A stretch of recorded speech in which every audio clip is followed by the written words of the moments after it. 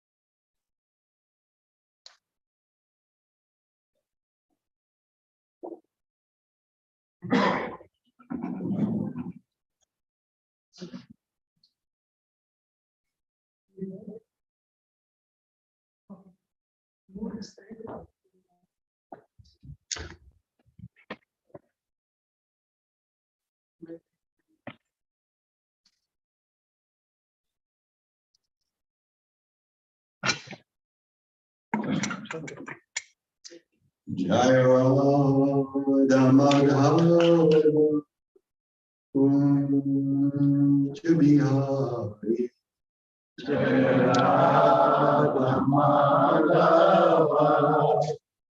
Kunja Bihari Jaya Madhava Kunja Bihari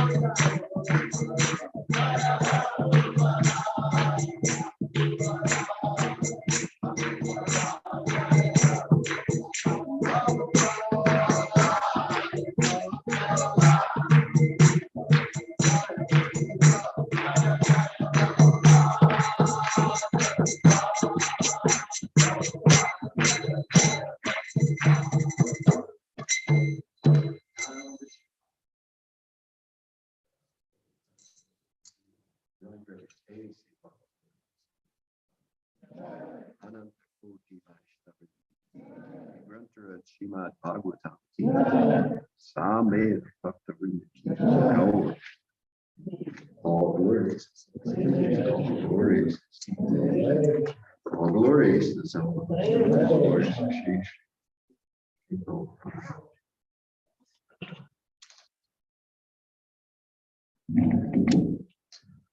Om Namo Bhagavate Vasudevaya.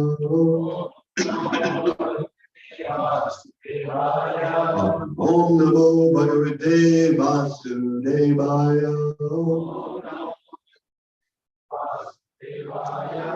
Om Namo Bhagavate Vasudevaya.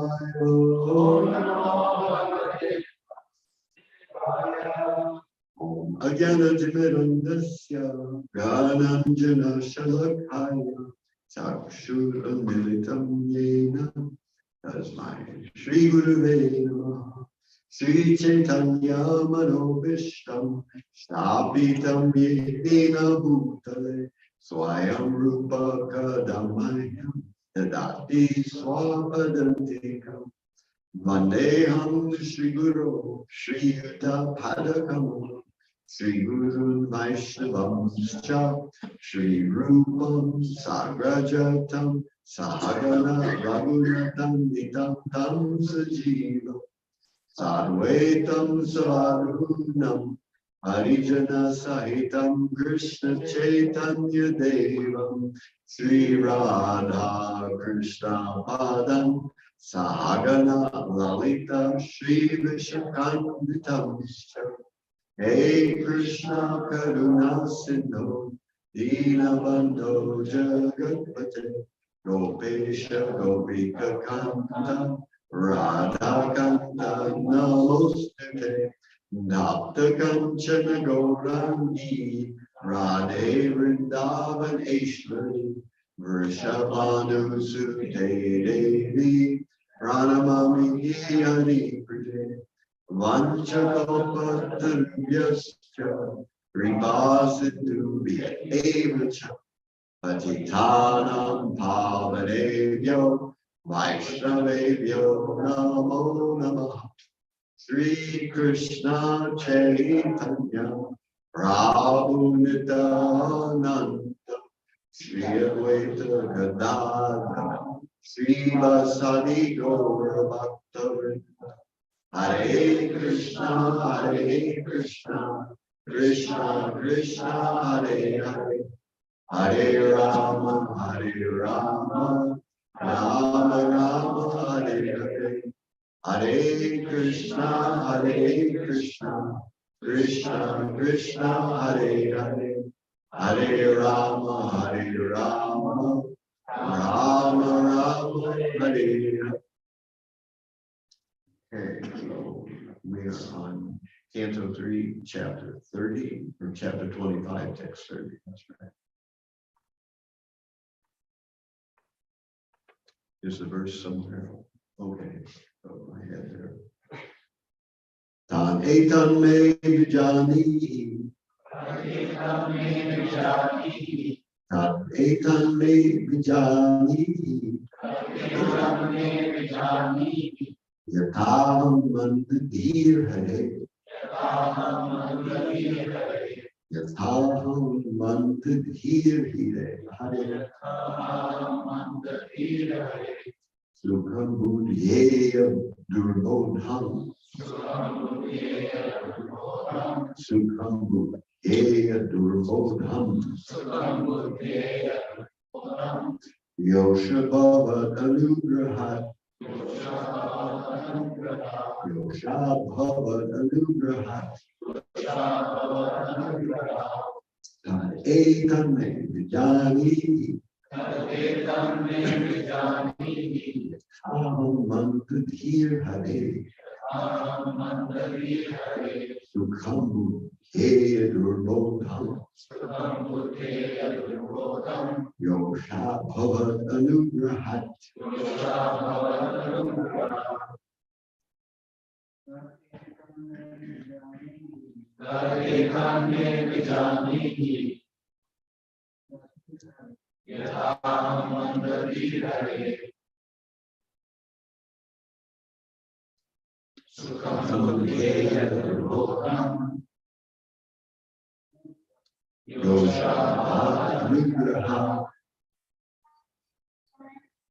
Taditam me vijani.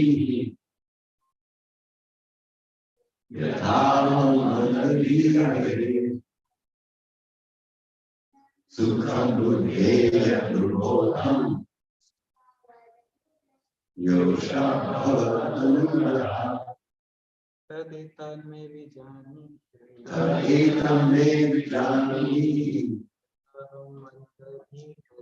Yatham mandir hare. Sukham buddhyeya durbodham. Yosha bhavad anugrahat. Etam me vijani. Yatham mandir hare. Sukham buddhyeya durbodham. Yosha bhavad anugrahat. Right. Questions? Etam me vijani. Yatham mandir hare. Sukham buddhyeya durbodham. Yosha bhavad anugrahat. Etam me vijani. Yatham mandir hare.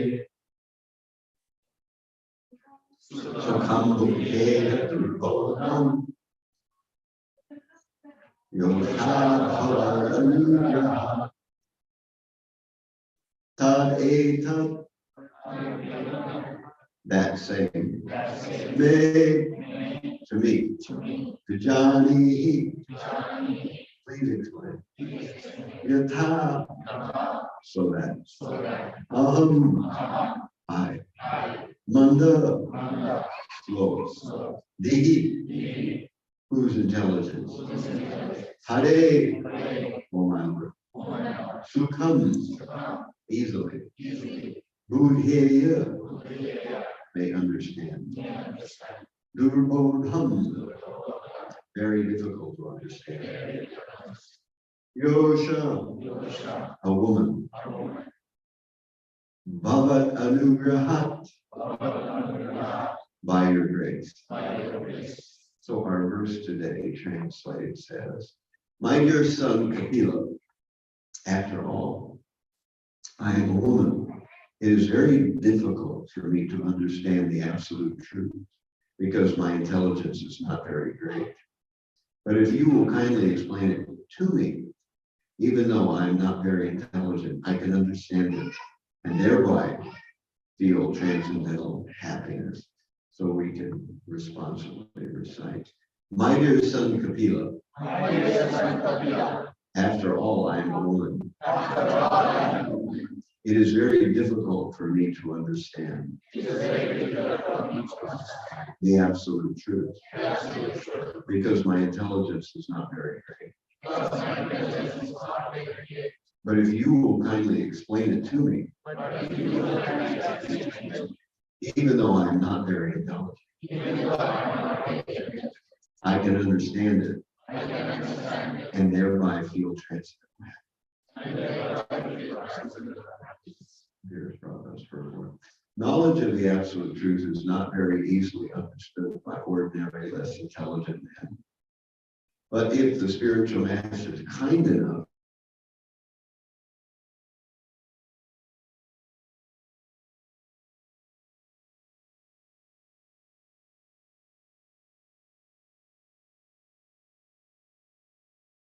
to the disciple, Yasya Prasada, by mercy of the spiritual master, the mercy of the Supreme Personality of Godhead, Bhagavat Prasada is revealed.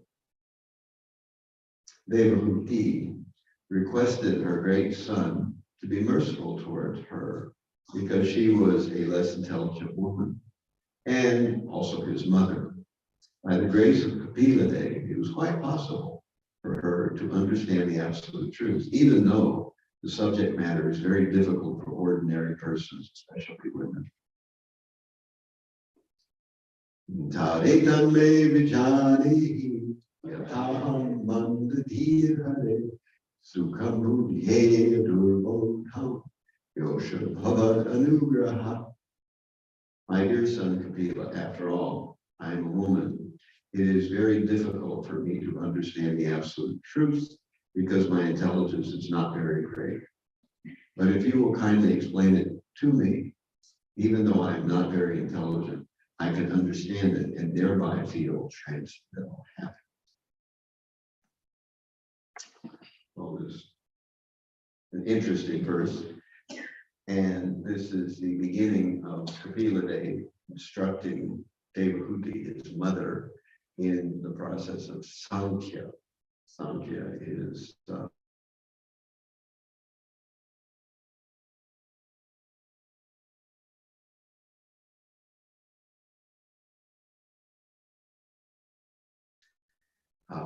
there's a lot of details to Sankhya. There are 24 elements in Sankhya. There are the 5 Pancha Mahabhuti, which are the 5 material elements. There's the 5 Karmendriya, the 5 Jnanendriya, knowledge acquiring senses, the active senses, so that's 15. Then there is the Pancha Tanmatra, the 5 subtle sense objects, so we're up to 20. Then there's mind, intelligence, and false ego, ahankara, manas, and buddhi. And then sometimes the jiva is considered the 24th element, or sometimes time, color is considered the 24th element. So these 24 items and their interactions are what we consider reality, how the material world manifests itself to us and we relate to it. So Kapila Devi is about to explain this to his mother Devahuti. Of course, the story goes that up to this point, Devahuti was married to Kardam, and then Kardam made an airship that they could travel for an enormous amount of time. And then Kardam gave Devahuti 9 daughters. And then when he was getting ready to leave to take sannyas, renouncing his family obligation, he gave her 1 more child, and that child was Kapila Devi's son. And Kapila Devi was actually an avatar of the Supreme Personality of Godhead. So Kapila Devi is going to explain this very intricate process to his mother. And of course, I think right away, the most striking thing here is that it says that Devahuti is admitting that she is a woman and therefore less intelligent. Of course, those of us in amazing man bodies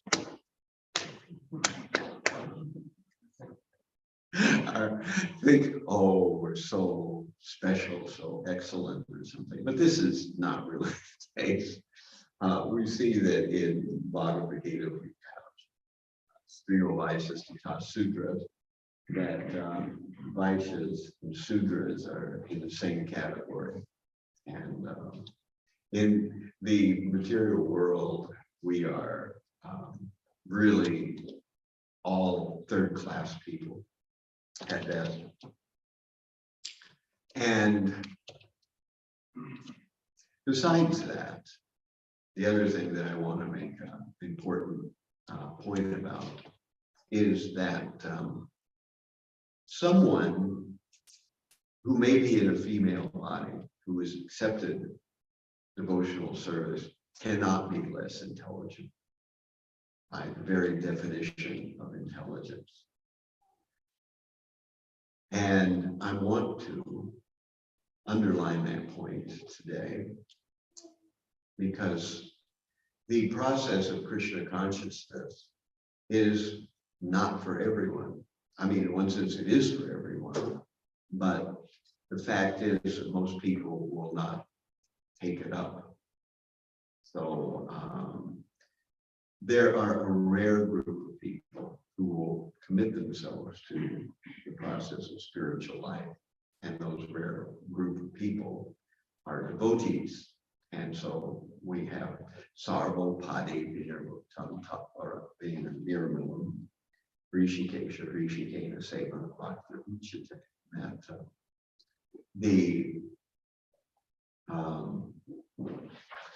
all the upadis, or in other words, the designations that are given to a body when we come out of the womb, we come out of the womb in a particular location, we come out in a particular family, we come out as a particular race, we come out as a particular gender.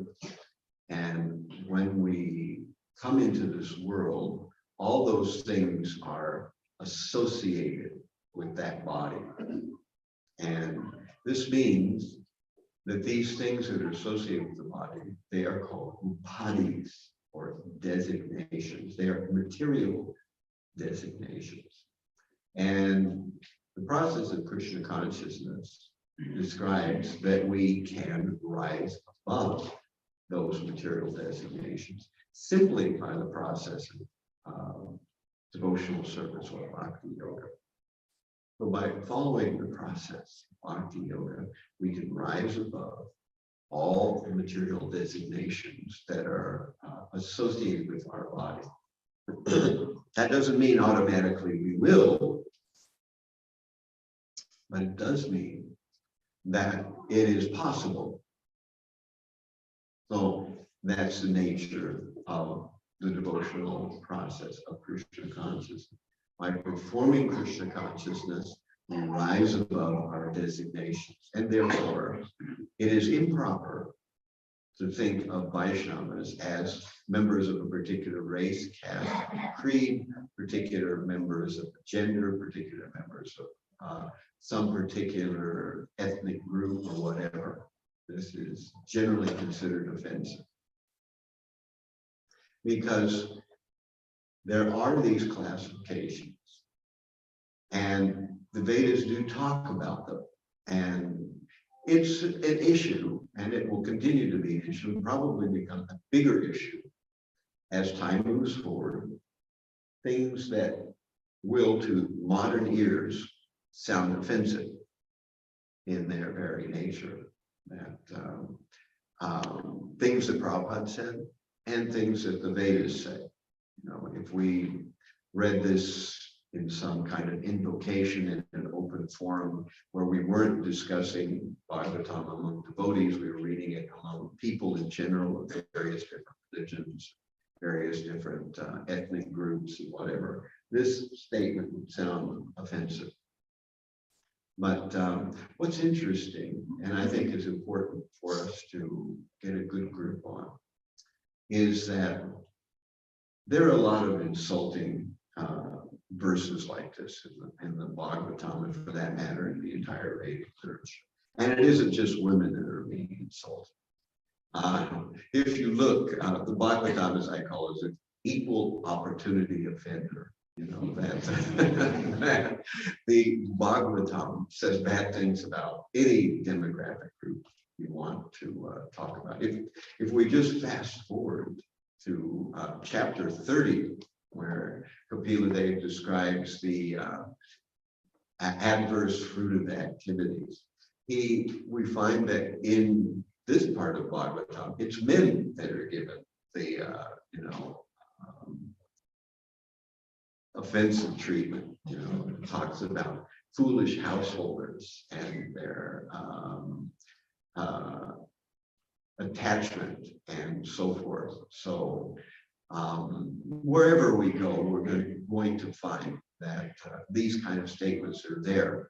And this brings me to a point that I think is very important. And that point is a word that Prabhupada uses, or a couple of Sanskrit words, sadhu chindanti. Does anybody know what that means? What's that? They cut, right? So sadhus, or people who are devotees, or people who are spiritual masters, or people who are engaged in helping others through spiritual knowledge, they cut. Chindanti is the word cut. So a sadhu is by nature a sharpened object, handled with care. So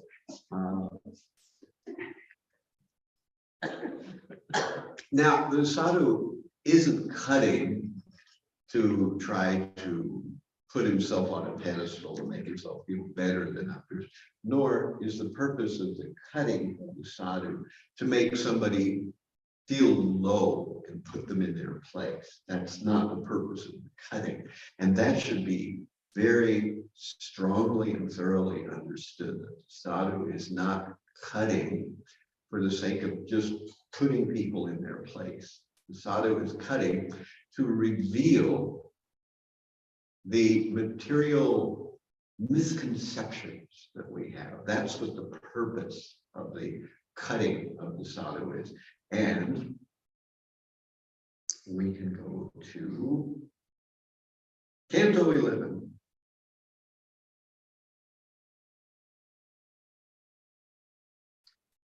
Text 26, chapter 26, text 26, in the Ila Gita. So 11:26:26. An intelligent person should therefore reject all bad association and instead take up the association of saintly devotees whose words cut off the excessive attachment of one's mind. So here we have Santa and Chindanti in this verse. So Santa means the saintly persons, and Chindanti, cut off. So why the saintly persons say drastic or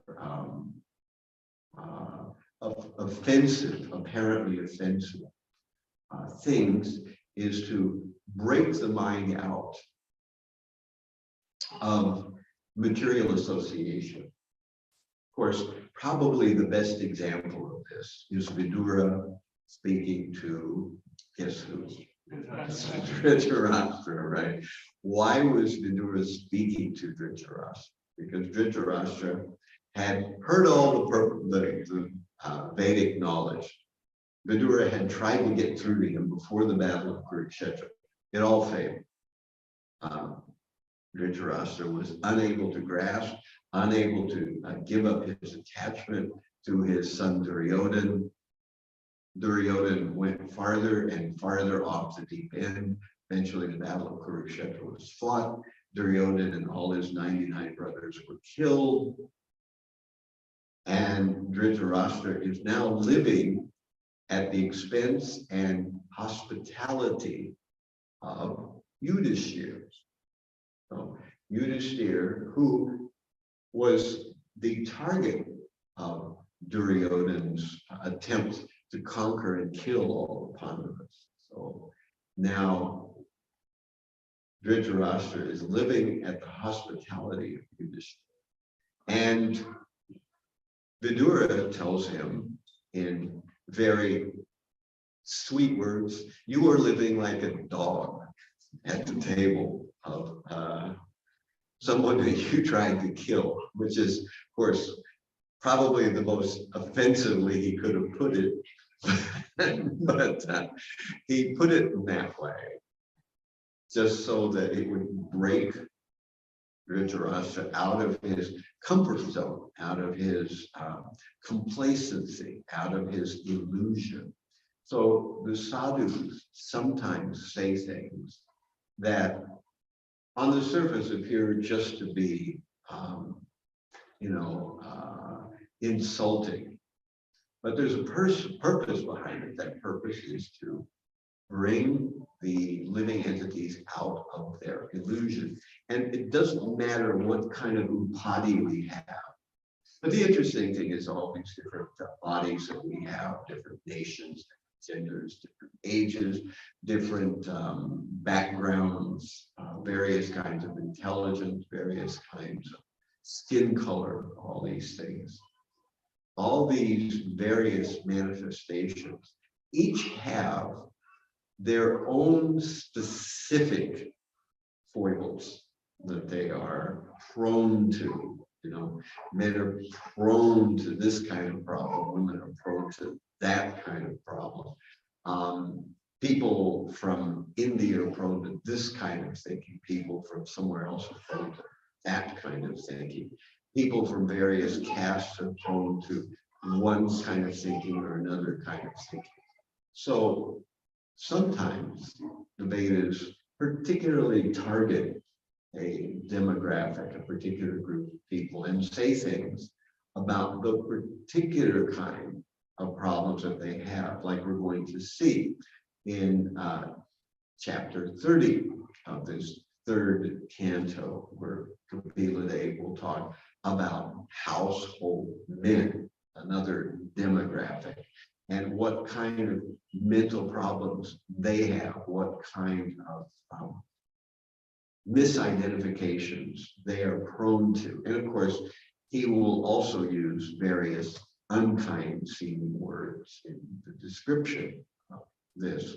And so if we see it, if we're attached to our bodily identification, then we feel affronted. If we understand the purpose of the sadhu is not to put us in our place or to make himself feel high and mighty and everybody else feel low and contaminated. That's not the purpose of it. The purpose is to jog us out, to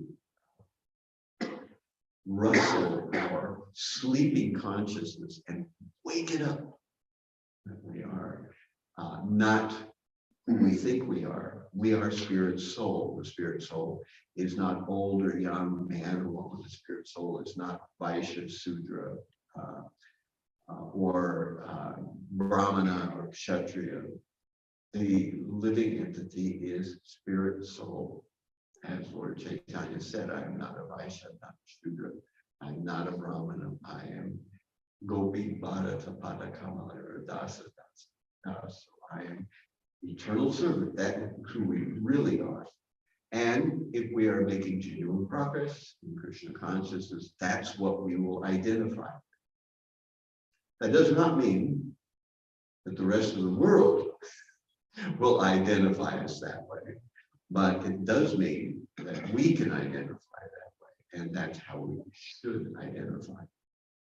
Now, I want to make another very strong point here, and I think it's a very important point, that if we're saying somebody is intelligent, less intelligent, more intelligent, whatever, what do we mean by intelligence? Is it the ability to grasp quantum theory? Is it the ability to perform mathematical operations in our brain? If not, what do we mean by intelligence? And can anybody give us a quote?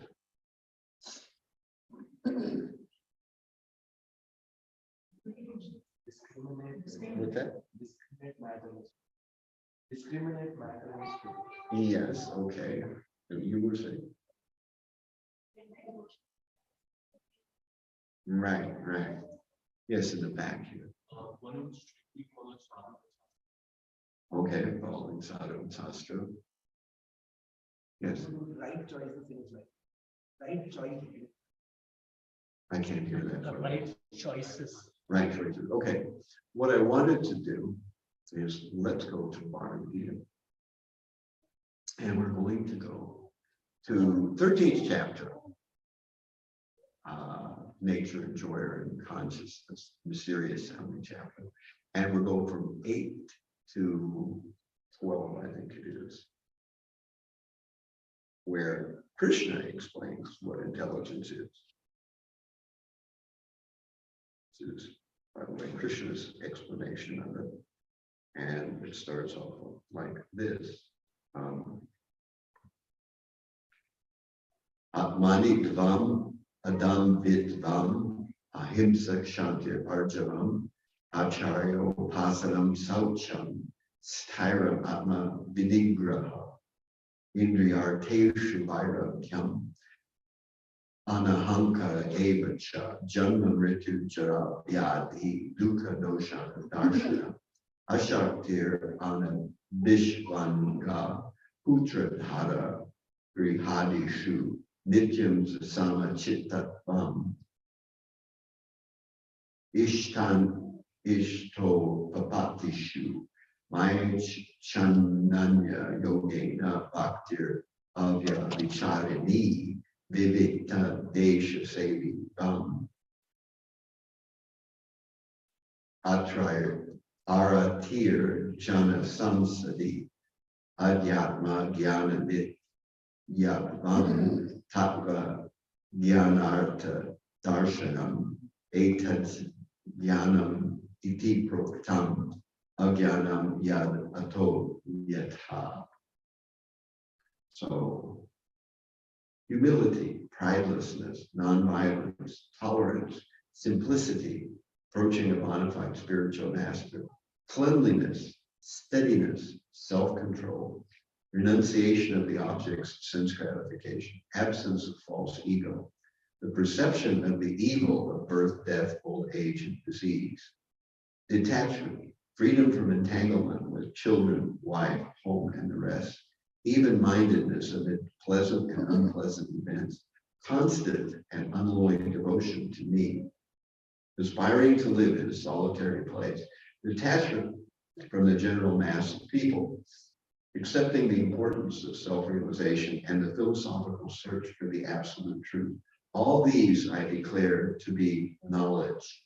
And besides this, whatever there may be is ignorance. So here, Krishna is describing knowledge, which we usually classify with intelligence. So we have knowledge and intelligence. Knowledge is, in this group of verses, described in a very specific way. And what we come away with when we hear this group of things, these are 20, 21 different items that Krishna has listed in these verses. And these 20 some odd items that Krishna has listed are not usually what we think of in terms of knowledge, or for that matter, intelligence. These things are actually what we could call things that are environments for getting knowledge. They are attitudes for getting knowledge. They are some realizations about knowledge. And these are kind of listed in that way. Knowledge is being described by its concomitant factors, its environment, its attitudes, etc. So humility is an attitude. Pridelessness is an attitude. Nonviolence, an attitude. Tolerance, an attitude. Simplicity, a kind of lifestyle. Approaching a bona fide spiritual master. This is a realization and also a technique of approaching a spiritual master. Cleanliness is a lifestyle choice. Steadiness is an attitude, self-control, an attitude, renunciation. We can see how, if we go down this list, these are things that are conducive to developing intelligence and conducive to having knowledge. So the process of Krishna consciousness involves trying to absorb yourself in these various qualities, in these various environments. And if we do so, then we will have spiritual life and we will have intelligence. This is how it's described or how it's being defined. Of course, in the 13th chapter, Nature, Joy, and Consciousness, Arjuna is asking about 6 items. He's asking what is Kshetra and Kshetragyan, what is field and the knower of the field. He's asking what is Jnanam and Gyayam. So this is knowledge, Jnanam, and Gyayam is the object of knowledge. Of course, that winds up being the spirit soul and also the super soul. Then, of course, the last 2 items that Arjuna is asking about is Purusha and property. So we need to know what is who is the enjoyer and what is material nature. So this is similar to what Kapila will be describing to his mother in this chapter, chapter 25. As it progresses on, Kapila will begin his explanation of the Sankhya system. And in this way, we will learn about these items, about the super soul, about the individual soul, about consciousness, about proper behavior, about the various senses, how they're to be used, et cetera, et cetera.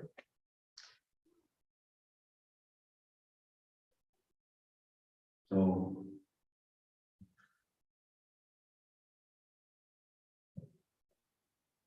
through the process of Krishna consciousness, one becomes intelligent.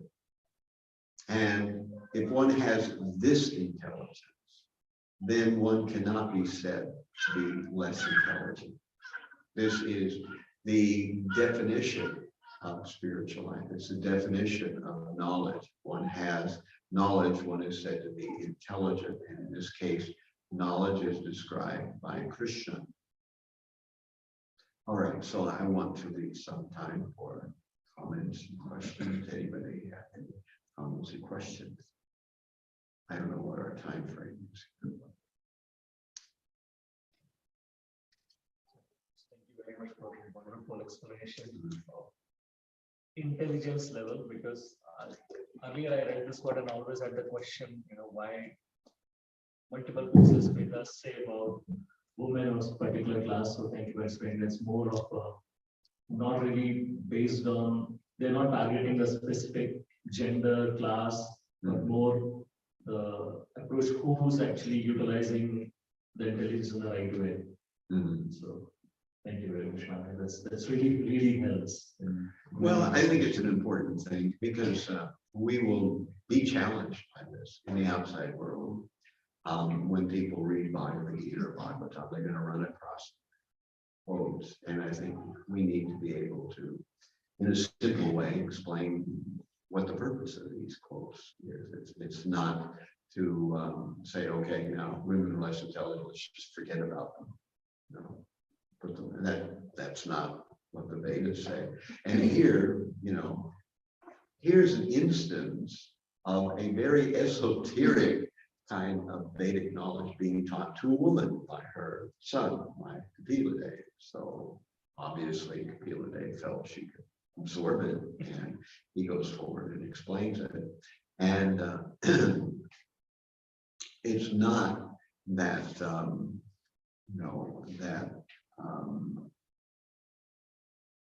anybody is left out of spiritual life. On the material level, there's all kinds of inequalities. Who can argue with that? Everywhere we see inequalities on the material level. But on the spiritual level, that doesn't exist. Anyone can take the process of Krishna consciousness, and if they do, they can become perfect. They may never have the material facilities some other people have, but that's the nature of the material world. It's not equal to everyone. On a material level, there's all kinds of inequalities everywhere. But on the spiritual level, anyone can take part. And so there are so many verses like this that one can overcome the upadis by the process of devotional service. If we can't overcome the upadis, then essentially Krishna consciousness isn't working. It's not what we say it is. We say it is a process that makes us aware of who we actually are internally, which is spirit soul. The spirit soul in this incarnation may be in a male body, another incarnation may be in a female body, this incarnation may be in a very important family, and another incarnation may be an obscure or poor family, or born in some place where there's a war or some problem going on.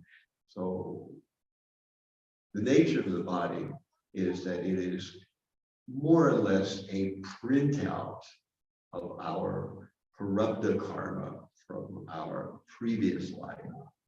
We, as Krishna says, that, or Prabhupada says in the purport of Bhagavad Gita, he says that actions pertaining to the creation of gross bodies is called karma. That's one of the reasons, one of the definitions Krishna gives for karma. So by our life in this body, we are creating a future body. And then when we die, that future body will be entered into by our subtle body.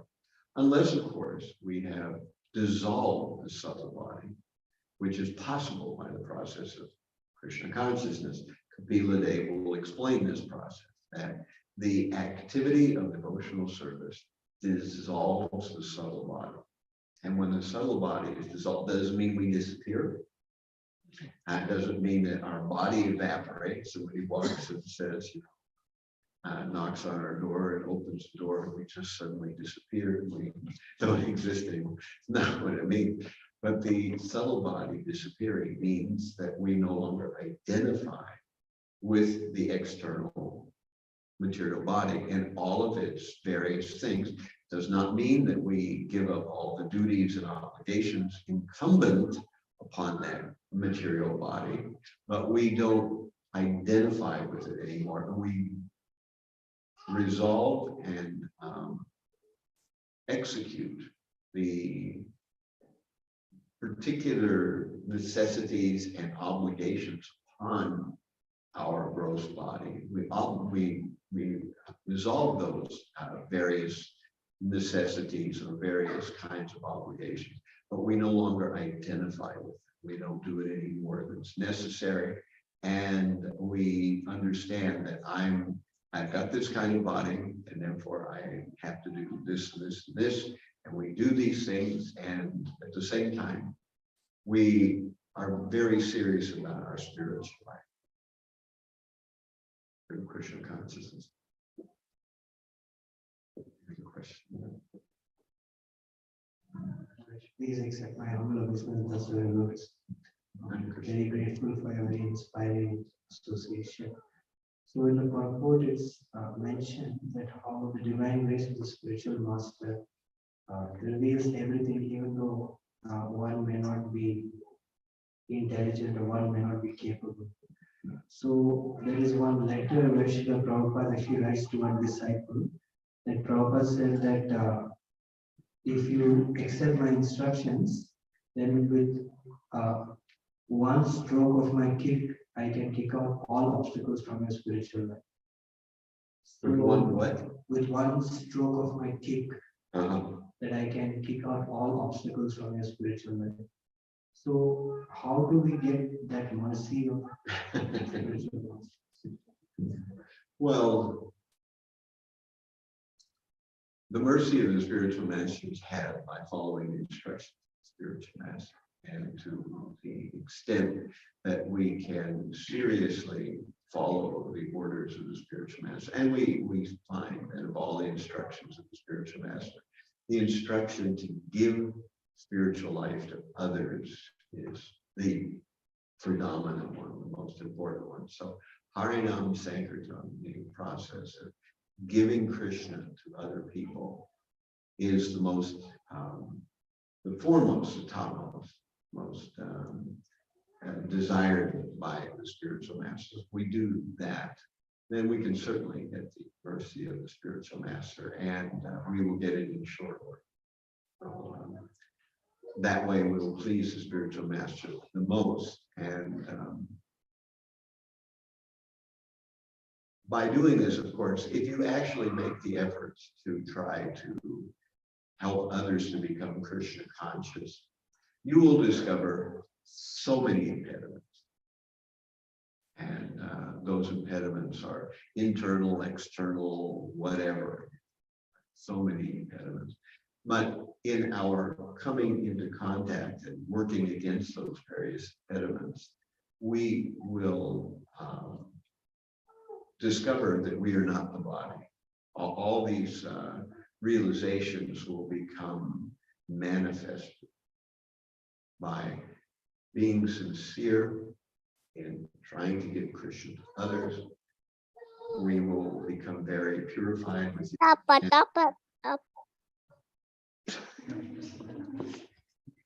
I didn't even know where that was coming from.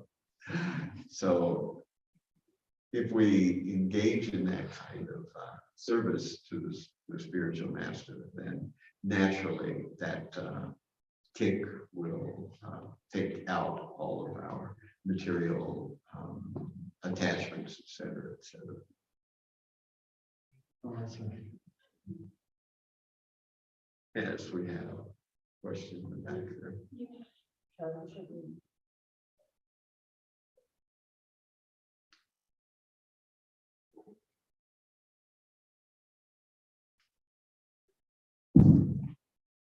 Hare Krishna Maharaj, Vandana Srila Prabhupada. Thank you very much for such a nice class. I have actually two questions. Okay. One question is like when you see, I'm reading through the translation and we see about self-realization and philosophical search for the absolute truth. So there are some people that we meet in our life who are very interested and show interest in that, oh, we are seeking for God, we're seeking for self-realization, we are very much interested.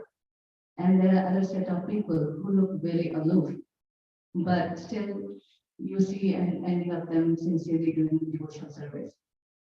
They do what with devotion? Sincerely, like they end up doing sincere devotional service, and there are some people who start saying that they're very sincere, they want to seek God and everything, but after a while you see them like going away from this direction. So how to identify initially, like discriminate, like who is who, because you want to associate with the right people, but yet again, after a while investing so much time on them, then you realize actually, you know what, it did not work out good. So how to discriminate that? Well, a couple of things I would say there. Always in the process of preaching to others, there's this concept of triage, which is of course a medical term. It means to figure out who's more likely or who needs the most attention most immediately. So we're making some kind of adjustment or some kind of evaluation. But usually when we're dealing with people At least in the very beginning, we can tell right away whether someone has a spot for Krishna consciousness in their heart. They may or may not. We can talk to somebody, and if they are only vaguely interested, or whatever we say, they have some counter proposal, then we can see that we are not able to really do much with such a person.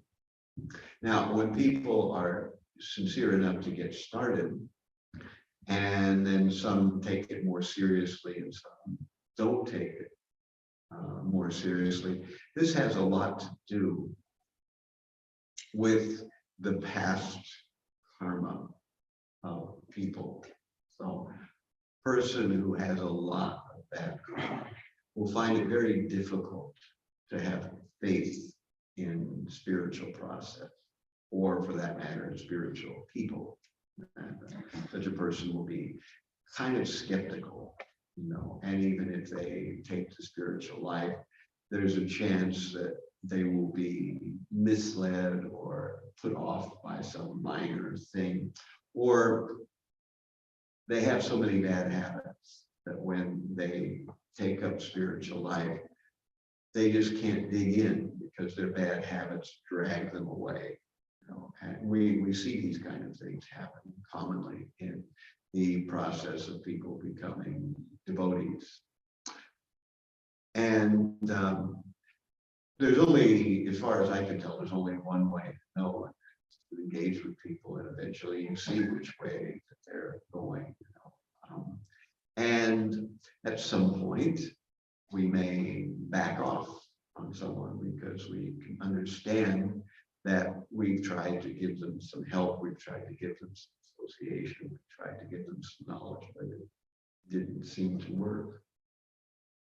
One thing I always point out, and I think it's an important thing to come fully to grips with, and that is that you can always pray for people, and you can always ask Krishna to make some special effort for that person, because it's not very difficult to come to the end of your rope with people, with anybody for that matter. We don't have any ability to reach in and change it. We only have a very, very small, sort of latitude to do that. So when you've exhausted everything you can think of, then you can understand that they're going to have to have some special mercy, either from somebody else or from Krishna directly. And don't think that Krishna can't do it. And actually, he's just waiting for someone to invoke mercy for that person, because we have so many people wandering through this material world on their way down to hellish region, doing all the wrong things with no clue of what their future will really look like. They're just completely oblivious. They are not doing anything pious. They're not interested in spiritual life. And they certainly, neither are they interested, neither do they have some kind of, good actions that would make them eligible for such. When the devotee meets such a person, that devotee is interfering with their downward glide towards the hellish worlds. The devotee is interfering.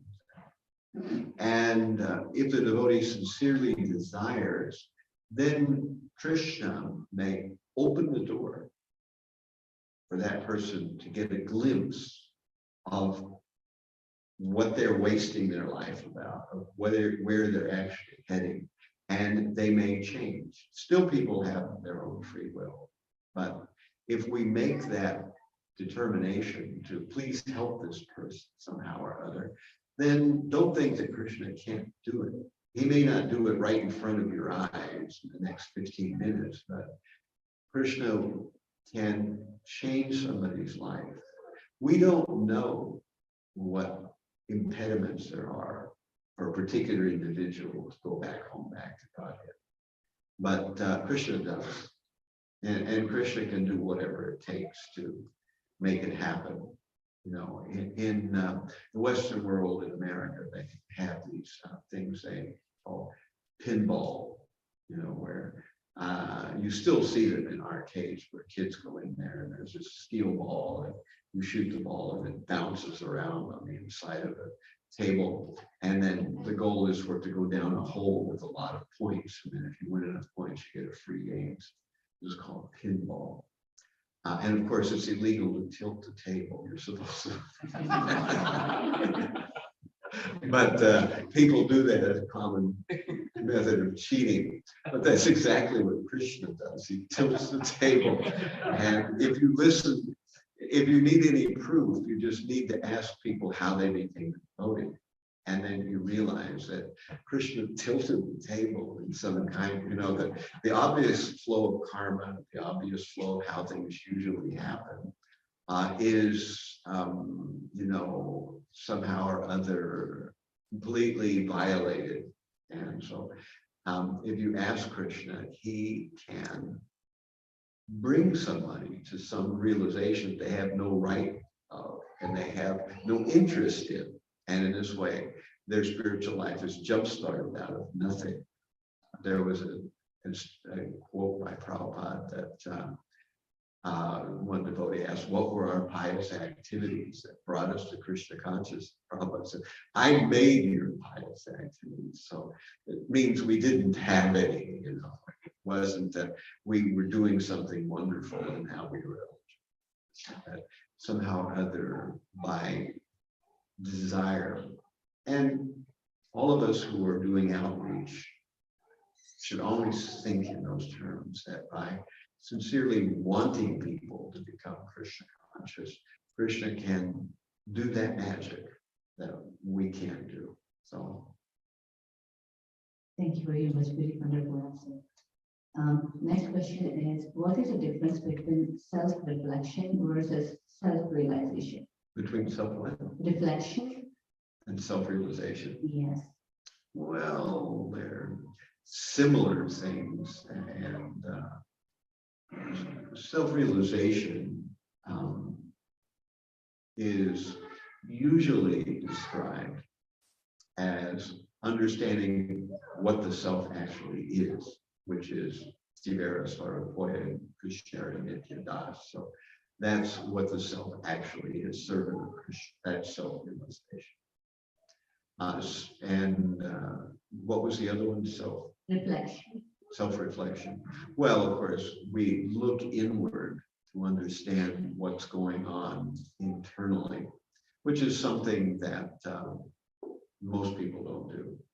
And that's one thing that I've noticed, that if you look at modern culture is focused completely externally. The way things look, the external world, dealing with others, being very gregarious, being very social. But that world inside is completely mysterious. But the Vedas, they talk all about that world inside. That world that seems dark and mysterious to most people. And some people are actually very afraid of it. And so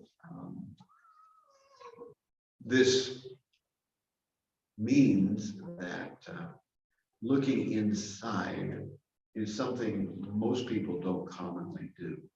And people don't try to understand their own motivations. They don't try to think, how can they become better people? So this introspection or internal viewing of the self is not something people do.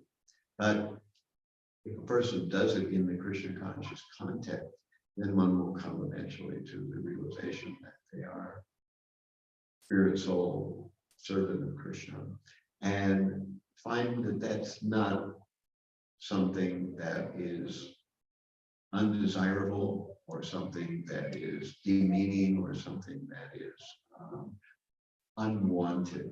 They'll feel comfortable with that. And gradually, as you become comfortable with the fact that you are eternal servant of Krishna, you become purified and you become eligible in the spiritual world. And you begin to realize how everyone else is living in some type of illusion. And the material world is filled with various flavors of illusion. And some people go for this illusion, some go for that illusion. There's so many different types of illusion. So that's how I would respond to it. Thank you very much for that. There's a question over here. Okay. Hey, Krishna Maharaj, please have humble obeisances. Thank you for the wonderful class. You mentioned earlier that senior devotees could say something that could appear to be insulting, when in fact they were just trying to purify our Krishna consciousness or help us advance in bhakti. So my question is, when senior devotees give us like remarks or statements like that, how do we like not take it to heart? How do we realize that they're just doing it for our benefit and like not take it as an insult? Well, I'm glad you asked that question. It made me think of something that I wanted to bring up. Sometimes when so-called advanced devotees cut, they are doing it in a derogatory way. But essentially, that they should not be doing it in that spirit. Either way, there's a couple of things you can always know that are just true 100% of the time. That whenever we feel offended is because our false ego been hit, you know, and so you just dig down deep enough and you realize, okay, so what of my fault? What part of my false ego got hit? So once you get down there, then you can let it go because it doesn't matter anyway, you know. But when we find that someone is trying to tell us an uncomfortable truth, it's good to not react to that. So we suppress our reaction, we think about it. And oftentimes we find that even if a comment was intended just for the sake of insulting us, that we can learn something from that. There's a statement that says that you can learn the most from your enemies, you know, that the people who don't have any qualms about telling you what they don't like about you, know, whereas your friends may gloss over things and say only what is, you know, very palatable to you. But someone who does, you know, when you get the chance for somebody to really get into insulting you, you should get ready to take notes, you know, because that's the time when you're probably going to learn the most about. I mean, it doesn't mean that everything they say is true. It may not be true. But at the same time, we can always learn that for some reason, Krishna's put me in this situation where I'm being insulted or somebody is trying to offend me. And therefore, what can I learn from this? There's something I can learn from it. And if you see it that way, you don't feel impacted. And you know, okay, so somebody's found some faults and there's a whole bunch of them they can know about, you know, that I've got other faults that they didn't figure out. So, but at any rate, let me try to improve myself, to come to the realization that we have work to do in many departments in our character is not a very deep realization. It's something that we all have. We all have so far to go. We have so many things we have to fix. And when somebody brings them up, then we should try to appreciate that, even though emotionally we may be put off by it. So it's good sometimes just to to forestall that emotional reaction, just bracket it, put it aside, and try to think about, well, what's right about this? What should I actually be doing differently? And if you get into that habit, then you'll find that spiritual life becomes a little easier. And even if someone had genuinely intended it to be hurtful and not to be ennobling or not to be constructive, you know, even if they did, then still we can understand that because they touched me somewhere and I felt the pain, that means I've got some kind of disease somewhere, and trace it down and figure out where it came from, and then that helps us in the long run. So they've done us a service, even if we may not have felt that, even if they didn't intend it. And again, it might not be that they said the problem correctly. They may have misunderstood the problem. They understood some kind of problem, or else we wouldn't have had emotional reaction to it. Like a doctor, you know, they press you in various places. Ooh, there it hurts. We know there's something going on there. So it's the same kind of way, in this kind of way of doing things.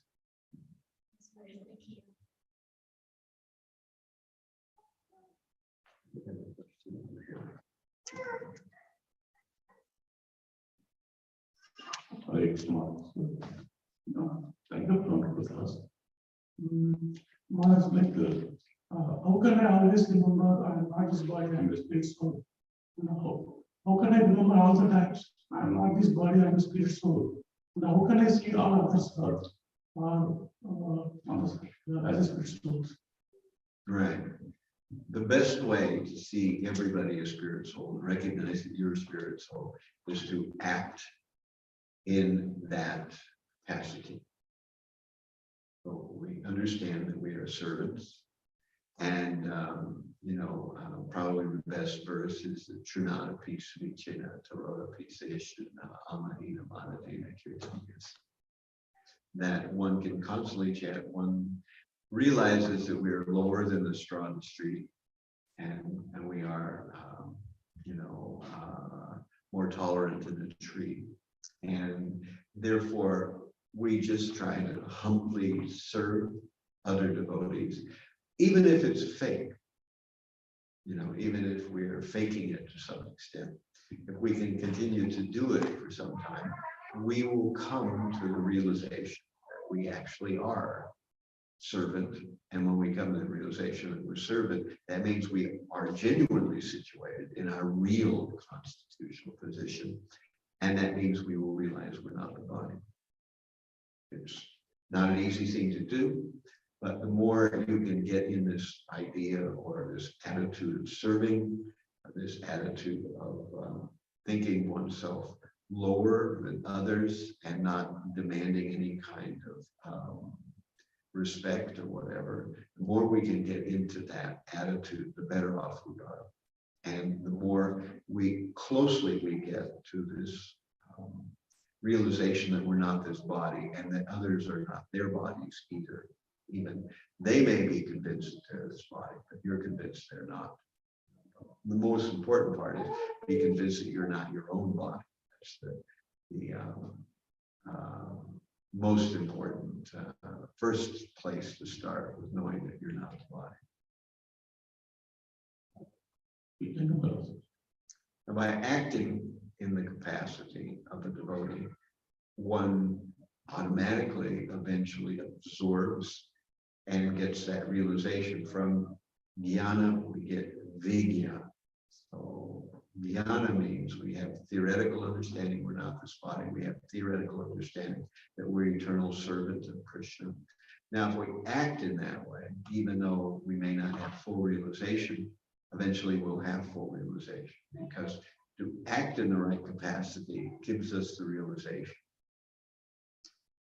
Most people, it doesn't work the other way around. We get the realization first, and then we act. Usually, we act in that capacity, and we get to realization.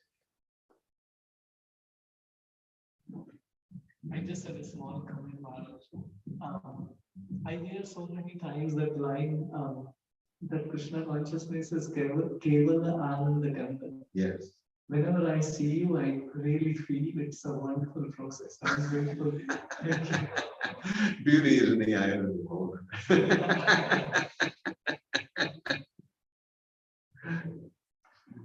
But it is actually Kevala the contest. We will experience that as we ourselves become more and more purified.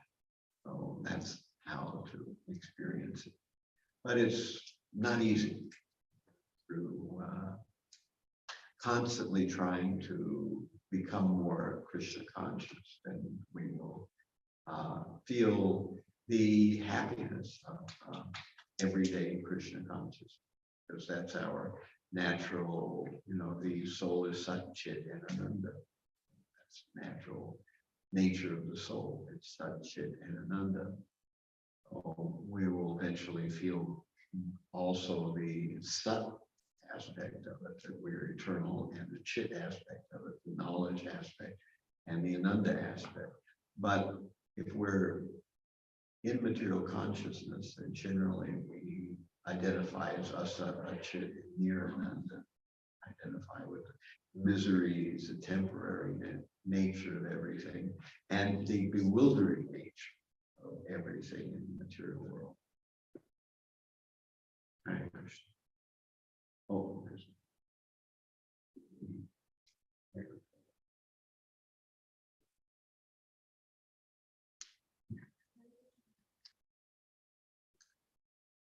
Hare Krishna Maharaj, please accept my humble obeisances. Thank you for the wonderful class. My question is, after hearing and learning many instructions from Bhagavad Gita and Bhagavatam, what is stopping me from depending on Krishna 100%? What is stopping you from what? Depending on Krishna, like 100%. Well, basically, it boils down to material desires. We have, Rupa Goswami mentions that there are 9 stages of spiritual maturation. Say, Ado Shraddha Tatu Sangata Vachana Kriyata Narta Nibritisha Tanishta Ruchistata Ata Shakti Satava Vas Tata Prema Vyudan Shati Sada Kanam Ayam Prena Pradurpave. So first there is Shraddha. Then that brings us to sadhu sangha, associate with devotees, and that brings us to bhajana kriya, which is the process of accepting the bona fide spiritual master and committing to the process of sadhana. So that's bhajana kriya.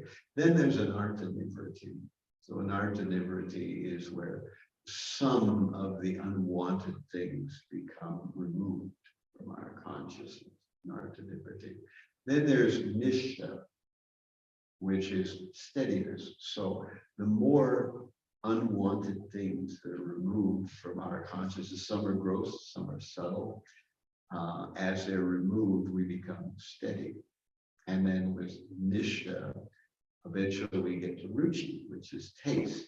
So once we begin to get a taste for Krishna consciousness, then our material journey is more or less over at that point. We are attracted to Krishna consciousness, and we're no longer interested in the material world.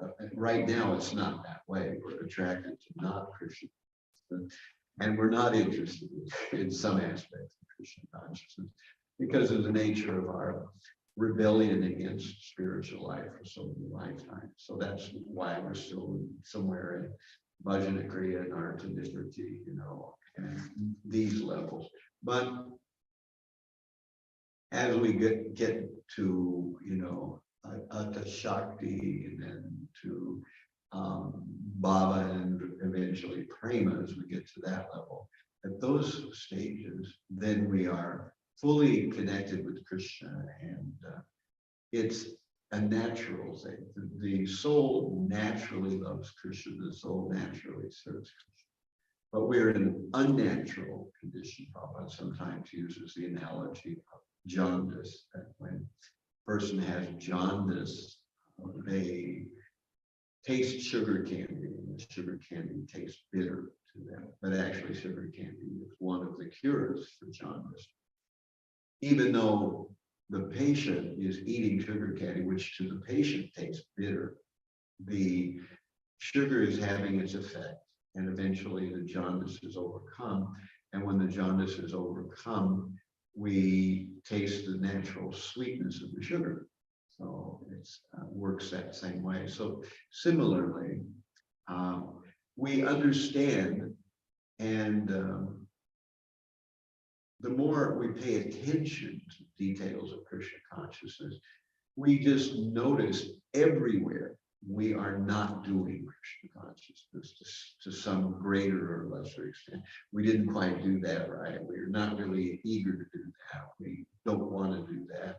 We did that, but we did it begrudgingly, or we were spacing out what is, so you just can't help but notice all the ways you fall short of Krishna consciousness. But all that starts to disappear as we develop a genuine feeling for Krishna, where when you have a genuine feeling for Krishna, you can't imagine anything else. But that comes in time. As Krishna consciousness matures, we go upward in this ladder through 9 various stages, ending in prema.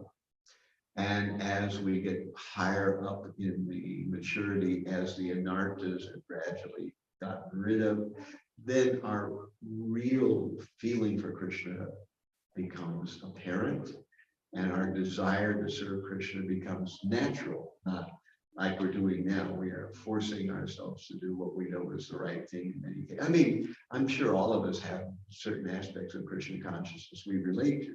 We already have a genuine feeling for it. Otherwise, we probably wouldn't be here. But we have some things about Krishna consciousness that attract us. But there's still many aspects of it that come in a burdensome way to us. But if we continue with Krishna consciousness, eventually everything becomes purified. And as we become purified, we naturally want to serve Krishna constantly. We are, both oitiki and pratiyata, serving Krishna constantly without interruption, and we're serving him without extraneous motivation. We're not trying to get something from it. Thank you, Maharaj.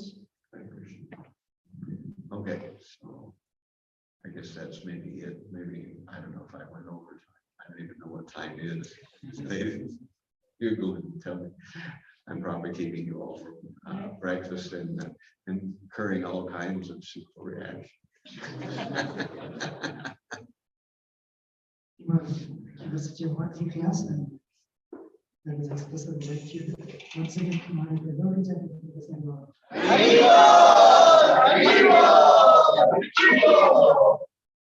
Today evening, actually, Maharaj is giving a special class for all of us. Please do come. This class at 7:30. That'll be here Yeah, Maharaj. in the temple room or somewhere Temple in the building. Okay. And tomorrow Bharat also Maharaj is giving. And tomorrow Sunday feast, Maharaj is giving for devotees. So please come.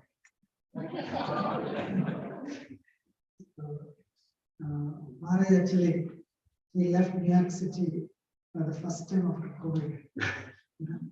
So he's not gone here, and I requested again and again and again. I've been requesting for about a year now. And then he came. So please, as much as possible, take his association. Maharaj, thank you very much for coming. Hare Krishna. As well as ChandrashekarSwami Maharaj. Also,